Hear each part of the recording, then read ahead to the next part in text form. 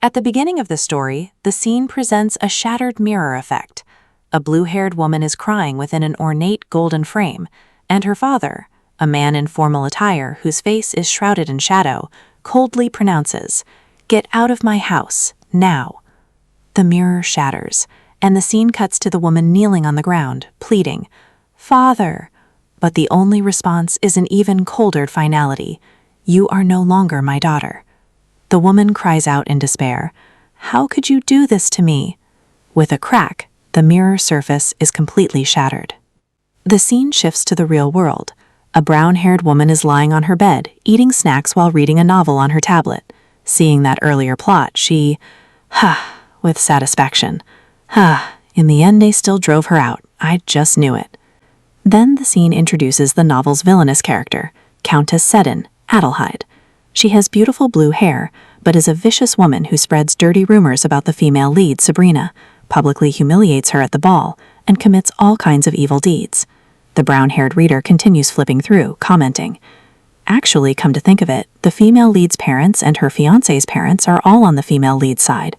But she deserves it. Even if others say otherwise, she still deserves it."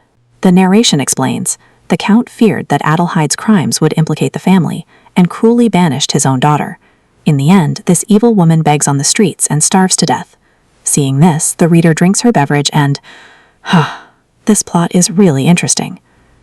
Late at night, the reader yawns. She checks the time and says to herself, "There's still plenty of time, but next time I'll read after I wake up." Tomorrow is the only day of the week she can rest from the shop. She turns off the tablet, curls up on her pillow, and blissfully sighs. So happy. I wish this moment could last forever. With that, she sinks into slumber. However, when she opens her eyes again, the world has changed. She is no longer the ordinary girl lying in a modern bedroom, but is in a resplendent mansion, wearing a magnificent purple dress with long blue hair. She thinks blankly, "What? I was just thinking, but what is this place?" Before her, a mustached man with a face full of rage is pointing at her and roaring, "Get out of my house! You are no longer my daughter." She looks around in shock, her heart full of doubt. Am I being scolded by a foreigner I've never seen before? The man continues to roar, "You are a disgrace to the family, Adelheid." Hearing that name, it strikes her like thunder. Adelheid? The gorgeous image of that villain from the novel surfaces in her mind, surrounded by blooming roses. "Haven't you understood what's happened yet?" The man's voice pulls her back to reality. Her legs go weak. She collapses to her knees, inwardly denying it frantically. No, have I become that vicious woman from the novel I was just reading?" She looks up at the enormous mansion gate before her, in disbelief. What? Two black-clad servants step forward and seize her arms, and the man sternly orders, "What are you standing there for? Throw her out." She struggles desperately, inwardly crying out in despair, "I'm about to be utterly defeated by the main couple and then driven out of the house." As she is dragged through the gate, she suddenly remembers something, jerks her head back and shouts, "Wait!" A thought flashes through her mind. Normally, in this kind of situation, aren't they supposed to give me a chance to possess this body and change my fate before the expulsion? Tears streaming down her face, she lets out a devastated wail toward the sky. "How could you do this to me?" The frame freezes on her face, twisted in despair, and from her mouth, a tiny figure of her previous self, even exaggeratedly emerges, letting out the same unwilling roar together. The story continues. The scene first returns to the previous life. I was once the owner and head chef of a Korean restaurant.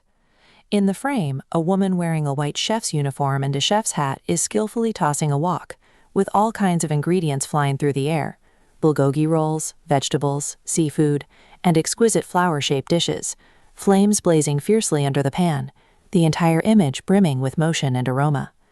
She asks herself, why did I choose Korean food which requires so much effort? Immediately after, the answer emerges, because she is good at far too many things.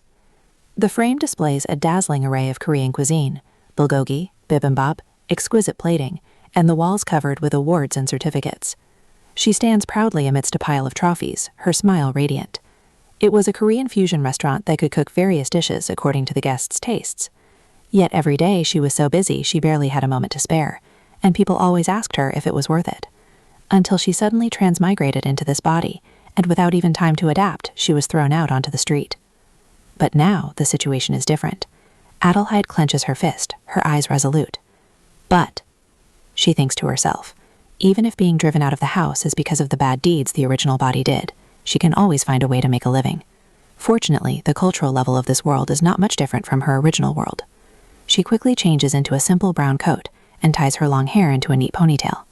She has found her way to survive. It is the survival method she chose after transmigrating as a villain, baking and running a street stall. In the frame, she stir-fries in front of the stove, stirring golden syrup with a long ladle, then pours the syrup into molds, making shiny pieces of sugar candy. This is street art food. A little boy runs over, holding up a star-shaped sugar candy. "Heidi, I did it!" He shows off his work proudly. Adelheid takes the candy and is about to praise him when her expression suddenly changes and she grabs the boy's hand. "Wait a minute." She stares at the candy, her expression serious. "This looks well done, you can tell at a glance." The boy is startled by her sudden seriousness, and she presses. "Are you joking?" The boy hurriedly shakes his head. "No, it's not hard." Adelheid's eyes roll, and a plan forms. She tells the boy, "If you can bring more people, I'll give you lots of rewards." The boy's eyes light up, and he nods vigorously. "Okay." A new beginning unfolds from there. The next day, a long line forms in front of her stall. She stands behind the simple wooden table, calling out, "Cheap, cheap, only 50 pounds for one piece. If you can carve out a star shape, I'll give you another piece." Children surround the stall, scrambling to buy. One child shouting, "Heidi, I want another one." Another follows, "Me too." Adelheid hands them the sugar candy with a smile, inwardly feeling relieved. Fortunately, this world already has baking soda and baking powder. Although she is barely scraping by now, relying on the sugar candy business to pay for the end's rent. As long as she saves money diligently, she can open a restaurant. Gold coins clink and jingle as they fall into her money pouch. Night falls, the moon hangs high.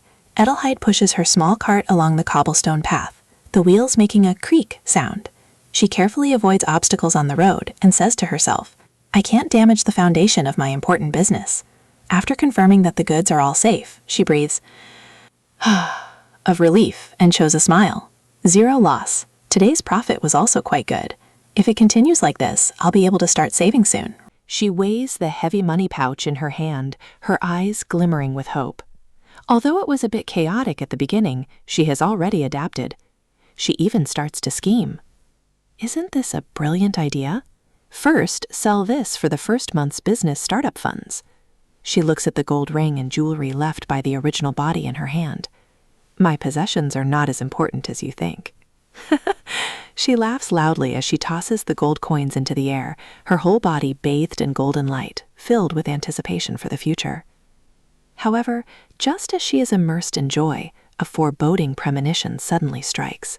She stops in her tracks, cold sweat seeping from her forehead. Wait, am I forgetting something? The words have barely left her mouth when 3 men in black uniforms, with gloomy faces, emerge from the shadows and surround her completely. The man leading them says coldly, "My master has ordered me to bring you." Adelheid phases, a chill rising in her heart. "So, I'm just a candy vendor," she tries to explain. But the other party clearly has no intention of listening, as another man draws a sword that gleams with cold light and threatens, "If you follow my instructions obediently, there will be no problems." Adelheid looks at that sword, inwardly crying out in despair. Good heavens, you really threaten me like this. Adelheid is forced to put down her cart and follow the men in black. She tries to buy time. "I understand. Please let me take my things before I go." She adds in a whisper, "It's important for my business." However, she is soon pushed into a pitch-black carriage. Inside the carriage, she nervously hugs her arms as the carriage jolts forward along the cobblestone road, making a clatter-clatter sound. Her heart is filled with doubt. Who on earth are they? Do they know who I am? But then she consoles herself. But I've already been driven out of the Count's estate, and my engagement has been annulled. There's no reason for them to come after me like this. Or maybe they don't know who I am, and just see me as a wandering candy vendor. She looks at the remaining sugar candy in her hand, utterly baffled. I don't understand what this is all about. This matter, I'll only know once I meet him. She gazes out the window at the starry night sky, silently praying. I can only hope this isn't some big problem. The carriage finally stops. Adelheid is led out and walks into a grand yet gloomy mansion. She nervously clutches her collar. Are you looking for me? She looks around, uneasy. What on earth is going on? It's dark outside, and it's so dim in here, too. Just then, a deep voice comes from the darkness. The noble Lady Adelheid of House Seaton. A pair of feet clad in pitch-black leather boots appear before her. Adelheid looks up and sees a tall, black-haired man, his face shrouded in shadow. She forces herself to stay composed. So, you know me. You've investigated my past. The man replies flatly.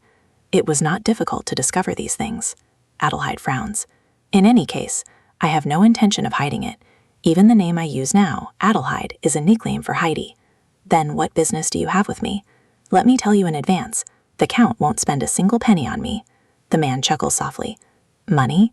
He leans forward slightly, a purple gem brooch glinting in the dim light. Do you think I brought her here for money? She looks up directly at him, and suddenly, moonlight breaks through the clouds, illuminating the man's face. Adelheid's pupils shrink sharply, and she draws in a sharp breath. Wait a minute.